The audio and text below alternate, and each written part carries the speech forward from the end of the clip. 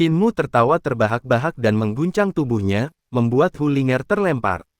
Ia menekuk lutut dan tiba-tiba melompat, mengangkat tangannya ke langit, dan bergegas menuju Buddha raksasa yang duduk di atas seekor gajah dengan seekor naga yang terjerat di dalamnya. Gaya Leiyin ke-6 dari 8 gaya Leiyin, 10.000 Buddha memberi penghormatan kepada pusat guntur.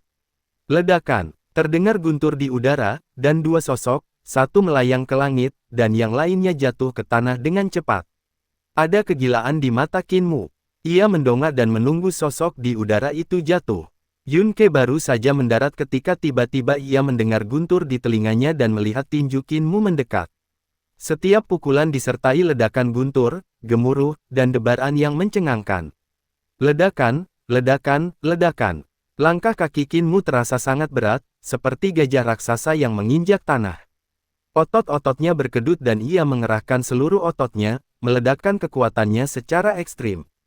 Kedua tinju itu beradu, dan raut wajah Yun Ke sedikit berubah. Ia merasakan vitalitas lawan melonjak dan kuat, bagaikan kekuatan penghancur yang menghancurkan vitalitasnya sendiri. Ia mundur selangkah dengan tergesa-gesa, dengan panik berusaha menangkis pukulan Kinmu. Ia merasa semua metode, gerakan indah, dan tekniknya yang luar biasa sia-sia, dan ia hanya bisa menggunakan tinjunya untuk menangkis pukulan lawan. Dia tidak punya waktu untuk melakukan gerakan dan mantranya. Segel kursi teratai, tubuh teratai. Segel fas. Yun Ke berteriak keras, dan tiba-tiba cahaya keemasan memancar dari tubuhnya. Ia mengulurkan telapak tangannya, dan sebuah tempat duduk teratai muncul di bawah kakinya. Kata-kata Sansekerta mengalir di sekujur tubuhnya, dan kata-kata Sansekerta ini membentuk botol harta karun, memungkinkan Yun Ke bersembunyi di dalamnya. Kinmu meninju ke depan dengan suara gemuruh. Seluruh alas teratai lonceng emas dan vas harta karun hancur berkeping-keping. Tinju Yun Ke patah dan darah bercucuran, jatuh mengenai jubah putihnya yang berwarna merah terang, seperti bunga plum. Akan tetapi, bunga plum itu segera layu, dan pakaian putihnya pastilah menjadi harta karun, tanpa noda apapun padanya. Lengan Yun Ke terasa sangat nyeri sehingga ia hampir tidak bisa mengangkatnya. Gerakannya melambat dan ia berpikir ada sesuatu yang salah. Kinmu meninju wajahnya dan ia membentur dinding batu giok di tebing dengan bunyi krek. Kemudian, ia jatuh dan pingsan. Masih ada ahli di Akademi Tai. Kinmu merasa rileks secara fisik dan mental, tetapi ia baru saja melakukan pemanasan dan belum sempat meregangkan otot-ototnya ketika ia ditendang pingsan oleh biksu berjubah putih. Ia merasa sedikit kasihan dan berpikir, seorang biksu biasa saja bisa menghadapi begitu banyak jurusku. Leluhur itu benar, beberapa orang di Akademi Kekaisaran sangat cakap. Kita tidak bisa mendiskriminasi penduduk asli negeri Yankang. Tuan, apakah ini berakhir secepat ini? Hulinger hanya sempat menenangkan diri, dan sebelum ia sempat menikmati pertunjukan, pertarungan berakhir. Merasa sedikit kecewa, ia bergegas maju dan menggeledah tubuh Yun Ke, mencoba menemukan sesuatu yang berharga. Setelah beberapa saat, rubah kecil itu berkata dengan marah, kasihan biksu. Linger, pakaiannya bagus dan pasti bernilai mahal, Kinmu mengingatkan dengan ramah. Hulinger melepas pakaian biksu itu. Seperti dugaannya, pakaian itu bersih dan tidak mudah robek. Rubah kecil itu sangat gembira, biksu ini pasti akan membayar mahal untuk mendapatkan pakaian ini. Ngomong-ngomong, Tuan, siapa namanya? Kinmu melompat ke tebing giok dan berjalan menuju kediaman cendekiawan, menggelengkan kepala dan berkata, mana aku tahu. Aku baru saja bertanya, tapi dia tidak memberitahuku. Kurasa dia takut dipermalukan setelah kalah. Biksu ini masih memiliki inspirasi dan kekuatan supernatural, dan dia sangat mengenal dirinya sendiri. Tak jauh dari sana, Yue Qinghong menahan rasa terkejutnya, berjalan bersama budak serigalanya, dan melihat ke bawah tebing. Yun Ke terbaring di kaki tebing, hanya mengenakan celana pendek putih berlumuran darah, masih tak sadarkan diri. Celana pendek putihnya tidak seberharga pakaian hitamnya, celana itu terbuat dari kain biasa. Yun Ke terlalu tidak berguna. Dia bahkan tidak bisa mengerahkan seluruh kekuatannya. Tapi Kinmu ini memang sangat kuat. Budak serigala, bagaimana kau bisa dibandingkan dengannya? Tanya Yue Qinghong. Mata budak serigala itu berkilat cemerlang, dan ia berkata sambil menjulurkan lidah, aku punya teknik pedang ajaib, pedang pembunuh medan perang, yang bisa memaksanya mengerahkan seluruh kekuatannya. Tapi aku hanya bisa bertahan 10 jurus, dan aku pasti akan kalah setelah 10 jurus. Mengeluarkan darah dari sudut mulutnya. Dua pisau ajaib menembus tulang rusuknya dan menancap di bebatuan di belakangnya, memaku Qin Mu di sana hingga tak bisa bergerak. Guru, saya salah perhitungan. Budak serigala menunjukkan ekspresi bersalahnya, aku menggunakan 10 gerakan, dan dia hanya menggunakan 3. Hati-hati, begitu dia mengatakan ini, Yue Qinghong tiba-tiba merasakan kehangatan di punggungnya. Ada tubuh yang menempel erat di punggungnya, dan jantungnya sedikit berdebar. Ada seseorang yang menempel di punggungnya, membelakanginya. Ia tidak tahu kapan orang ini datang. Pada saat ini, suara Qin Mu terdengar di telinganya. Keduanya sangat dekat, kakak senior, dia pelayanmu. Kau biarkan pelayanmu menyerangku. Apa kau pikir aku tidak berani membunuh orang di Taixue? Dahi Yue Qinghong dipenuhi keringat dingin. Tiba-tiba, ia bergerak cepat. Tubuh Qin Mu masih menempel di punggungnya. Suaranya terngiang di telinganya, kakak, maukah kau memberiku penjelasan? Kulit kepala Yue Qinghong terasa geli, dan tubuhnya bergerak seperti hantu dengan kecepatan yang luar biasa, menggunakan teknik jejak awan dan bayangan burung. Namun, kemanapun ia bergerak, Qin Mu tetap menempel di punggungnya, mengikutinya seperti bayangan.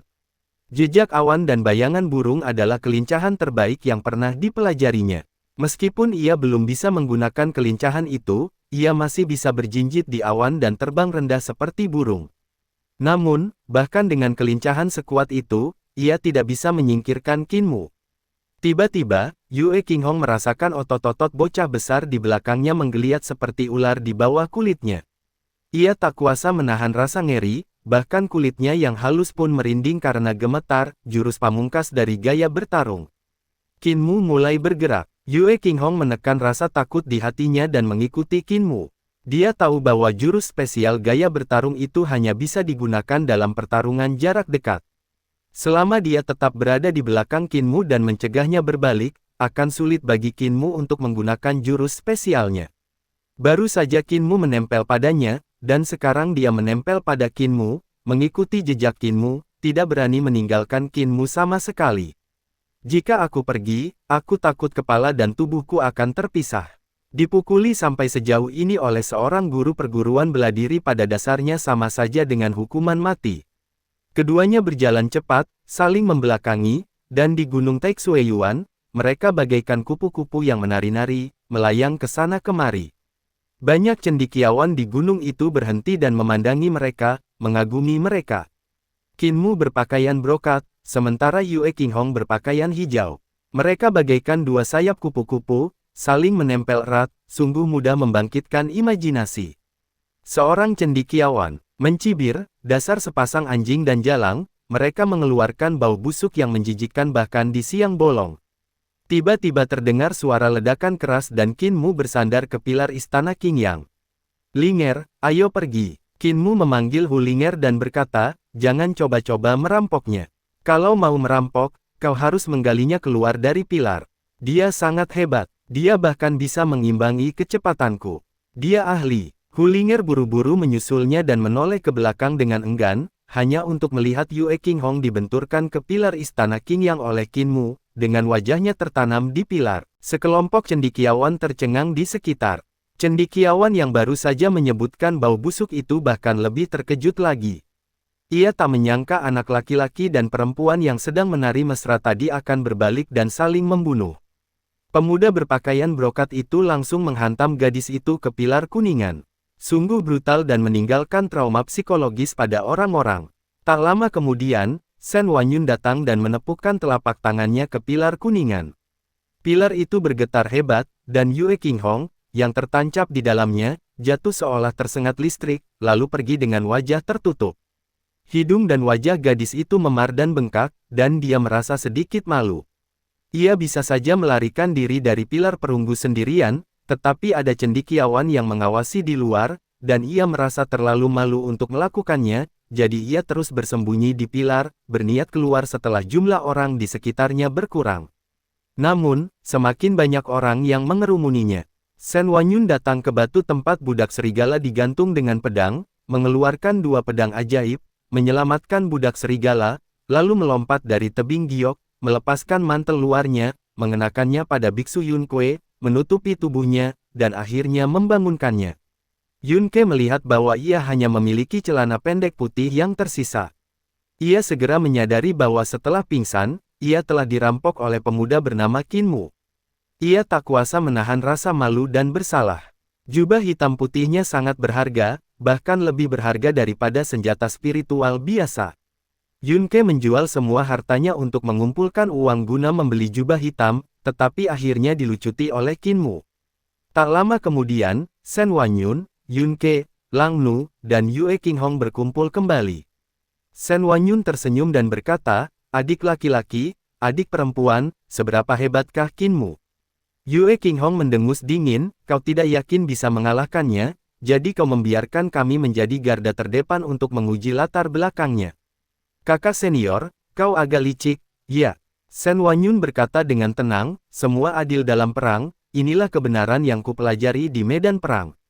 Aku juga belajar di medan perang bahwa mengenal diri sendiri dan musuh akan membawa kemenangan dalam setiap pertempuran. Aku tidak akan mudah menyerang tanpa memperhatikan kelemahannya. Kalian berdua, kemampuan kalian tidak jauh lebih lemah dariku. Kalian tidak bisa mengalahkannya, dan sulit bagiku untuk melakukannya, jadi aku hanya bisa mencari kelemahannya. Jika aku saja kalah, maka dia akan menjadi kakak tertua si Ziju kita dan wajah si Ziju kita." Yunkei jauh lebih yakin dan bertanya, "Kakak, apa yang kamu lihat?" Kekuatan sihir, kultivasi, jurus, kesadaran bertarung, keterampilan, dan siasatnya semuanya kelas 1. Shen Wanyun berkata, "Dia bertarung denganmu dengan kekuatan telapak tangan. Kau menganut agama Buddha dan kultivasimu sangat kuat. Pertahanan sihir Buddha sangat mengagumkan, tetapi dia menghancurkannya dengan kekuatan telapak tangan. Kekuatan sihirnya bahkan lebih kuat darimu. Kultivasi budak serigala itu juga sangat kuat, dan ilmu pedangnya merupakan keterampilan membunuh di medan perang, tetapi dia tidak bisa berbuat apa-apa. Sebaliknya, dia dikalahkan dalam 3 gerakan, yang menunjukkan bahwa kesadaran dan gerakan tempurnya juga sangat hebat. Dan mengalahkan suster muda Yue bergantung pada keterampilan dan siasat. Suster muda Yue sedang memeriksa luka budak serigala itu, dan dia diam-diam menghampirinya, menyebabkan suster muda kehilangan inisiatif dan harus berdansa dengannya dalam jarak dekat, sehingga jatuh ke dalam perangkapnya. Yue Qinghong sedikit tersipu ketika dia memikirkan situasi di mana dia tertekan erat pada Kinmu, dan dia mendengus dingin.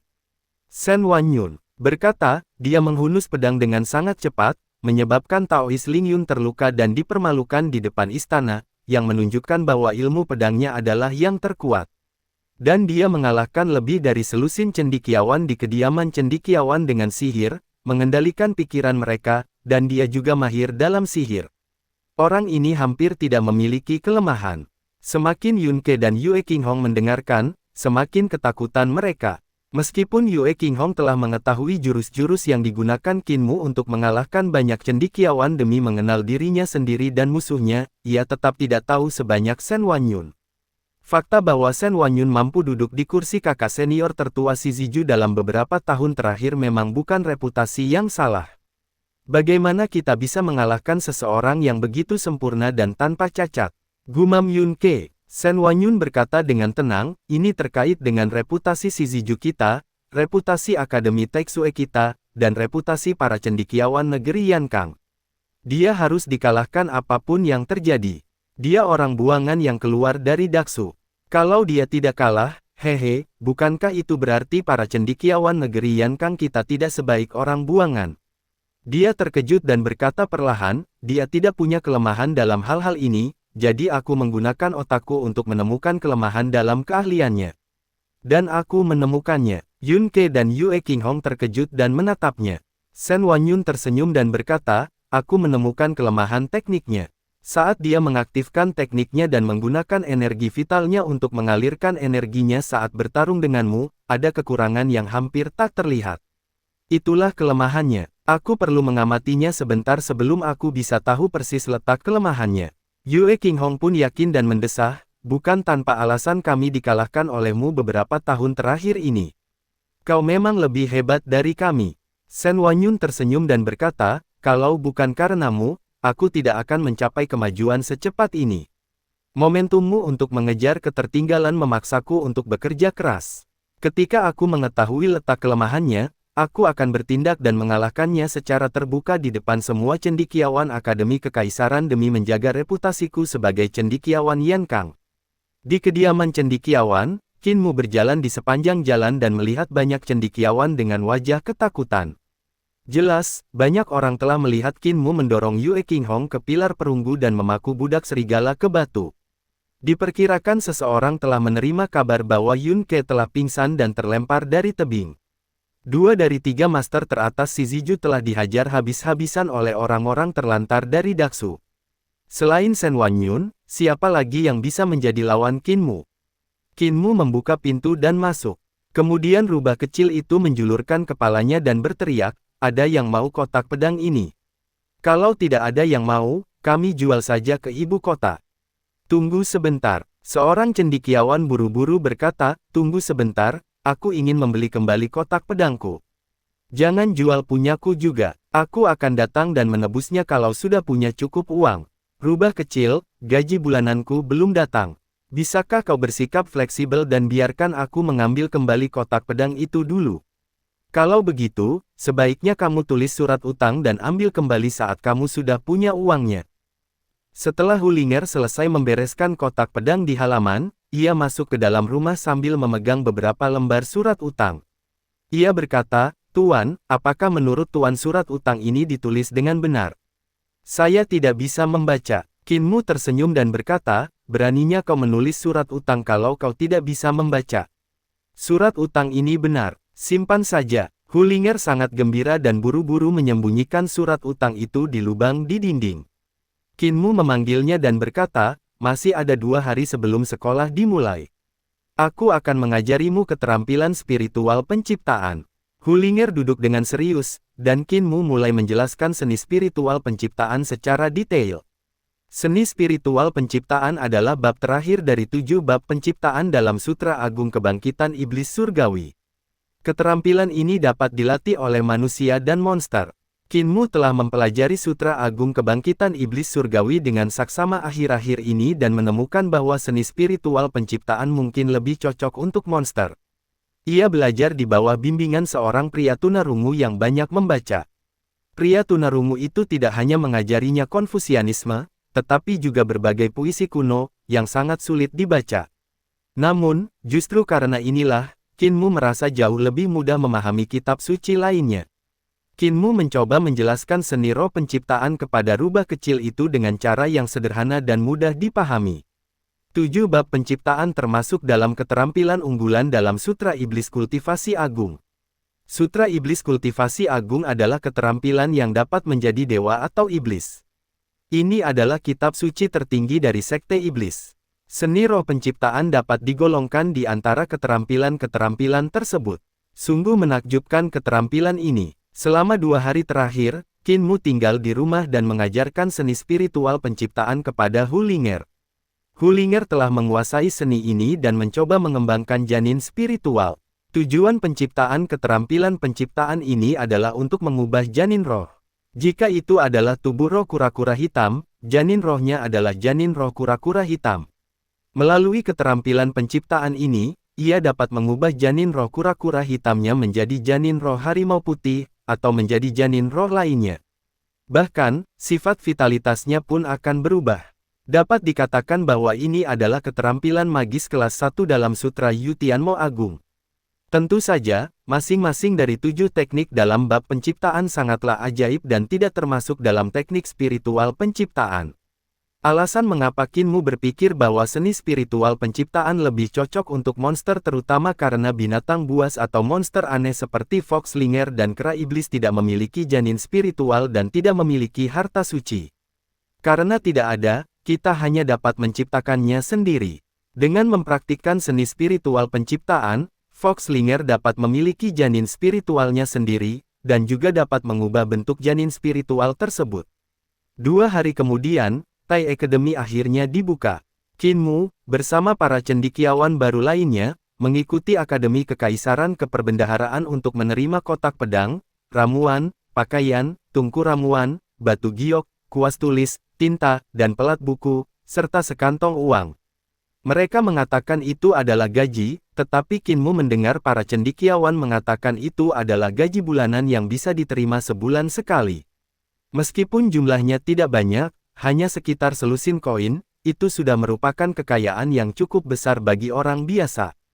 Selama seseorang menjadi sarjana Akademi Kekaisaran, ia sudah menjadi pejabat tingkat 8, jadi istana akan membayar gaji sesuai aturan. Setelah Qin Mu menerima barang-barangnya, dia pergi ke aula Akademi Kekaisaran, di mana Tuan Muda memberikan pidato, yang tidak lebih dari sekadar menyemangati para cendekiawan untuk bekerja keras, belajar dengan giat, dan membuat kemajuan. Qin Mu mengembalikan barang-barangnya ke kamar dan pergi ke aula Hanguang bersama para cendekiawan baru lainnya untuk menghadiri kuliah.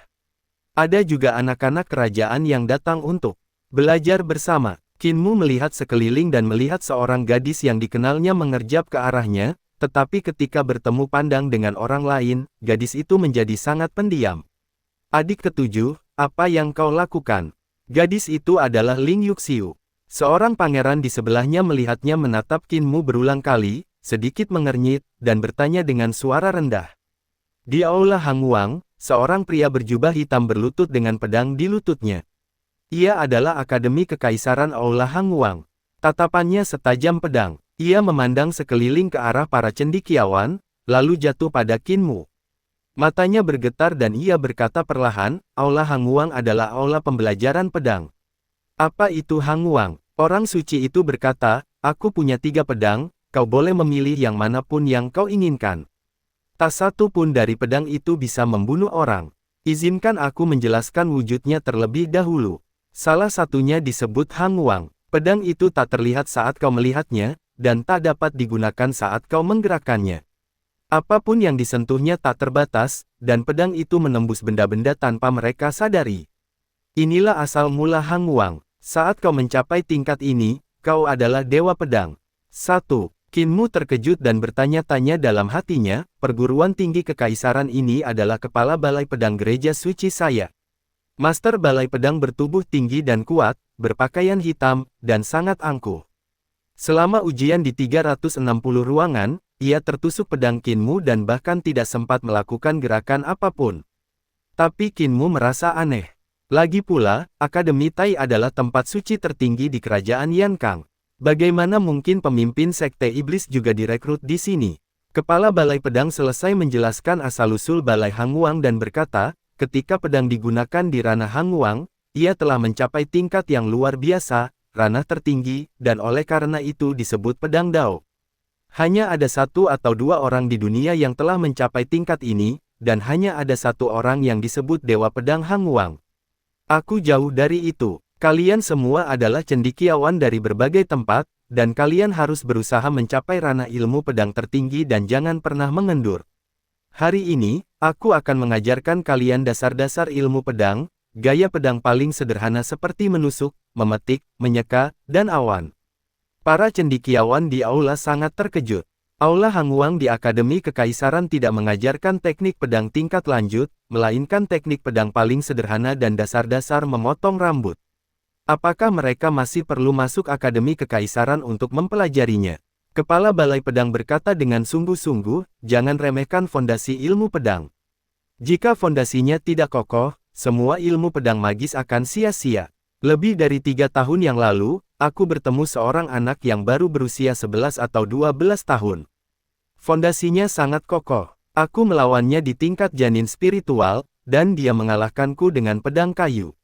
Baru saat itulah aku menyadari betapa pentingnya fondasi ilmu pedang. Para cendekiawan di aula gempar, dan salah satu dari mereka bergumam, dia bisa mengalahkan guru dengan pedang kayu. Apa anak ini dewa pedang?